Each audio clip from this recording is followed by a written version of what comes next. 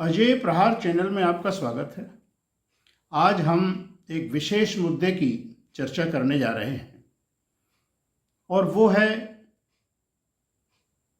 जो हमारी उत्तर प्रदेश परिषदीय शिक्षा परिषद है, उसके शिक्षक आंदोलनरत हैं और दूसरी तरफ सरकार हमलावर है।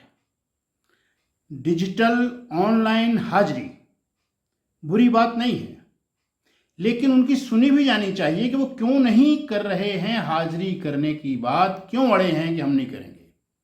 और इस समय जो सरकारी तंत्र के समर्थक हैं वो इस प्रकार के पोस्ट डाल रहे हैं सोशल मीडिया पर कि जैसे इस देश के सबसे बड़े अपराधी उत्तर प्रदेश के प्राइमरी के शिक्षक हैं।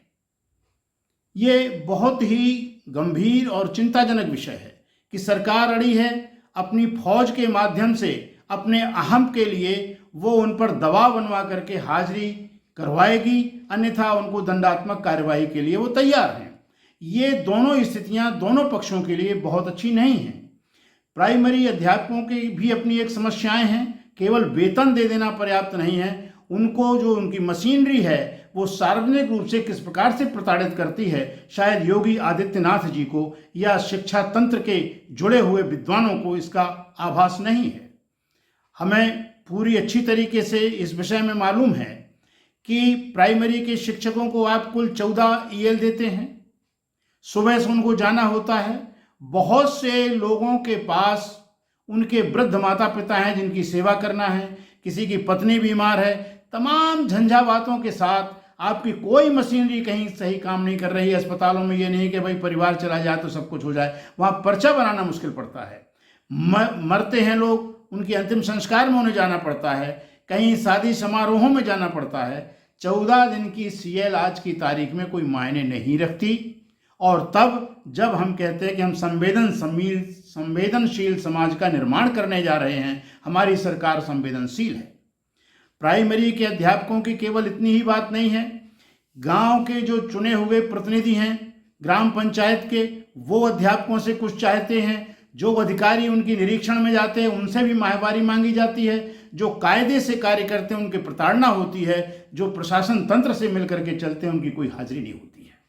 आपने डिजिटल हाजिरी की बात की, इसकी हम बधाई है, होना चाहिए, लोगों को मानना चाहिए, लेकिन उसके बाद आप उनको हाफ लीव का भी प्रावधान कीजिए ना, कि अगर वो एब्सेंट हो रहे हैं किन्हीं कारणों से तो आधे दिन की लीव ले लें, इसका प्रावधान कीजिए। उनकी और भी कुछ समस्याएं हैं, आप क्यों नहीं मिड डे मील से उनको मुक्त कर देते हैं, क्यों नहीं तमाम समस्याओं से उनको मुक्त कर देते हैं, केवल अध्यापन कार्य से ही उनको रखें। कई बार हाई कोर्ट, सुप्रीम कोर्ट ने कहा है कि अध्यापन कार्य और निर्वाचन के अलावा उनसे काम न लिया जाए, लेकिन क्या ऐसा संभव है?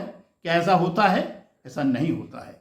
जो भी उसकी निगरानी तंत्र है वो प्राइमरी के अध्यापकों को चूसने में लगी हुई है, और उस चूसने से मुक्ति का उत्तर प्रदेश शासन के पास कोई उपाय नहीं है।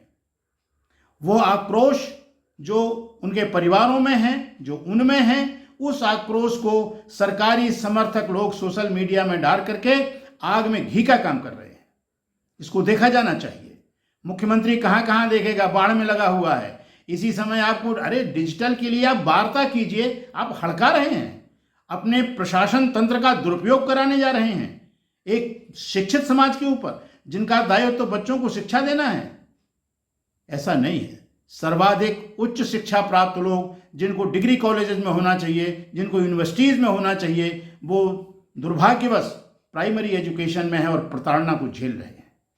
अगर आपको ऑनलाइन डिजिटल हाजिरी चाहिए तो इतने बड़े समूह के प्रतिनिधियों से चर्चा भी करनी चाहिए, उनकी क्या मांगे हैं ये भी सुनना चाहिए। आपके यहाँ प्रमोशन हो नहीं रहा, आप विद्यालय तोड़ने में लगे हैं। एक वो सरकारें थी जिन्होंने जगह जगह छोटी छोटी जगहों पर विद्यालय बनाए।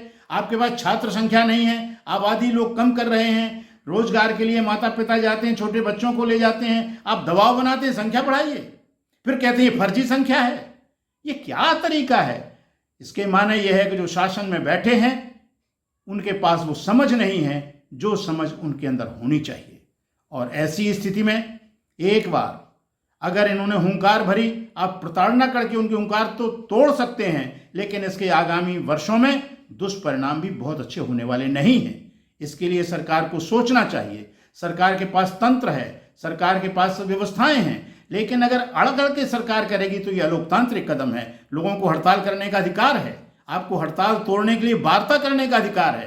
केवल आप लुटेरों को भेज भेज के जबरदस्ती हाजिरी करवा के उनका मन और तन तोड़ेंगे, इससे शिक्षा व्यवस्था में कोई होने वाला नहीं है। और अपने सरकारी समर्थकों को सचेत करना चाहिए कि इस प्रकार की बहुत अपमानजनक टिप्पणियां शिक्षकों के प्रति जो की जा रही हैं सोशल मीडिया में, वो अनैतिक हैं, अनुचित हैं और निंदनीय हैं। धन्यवाद।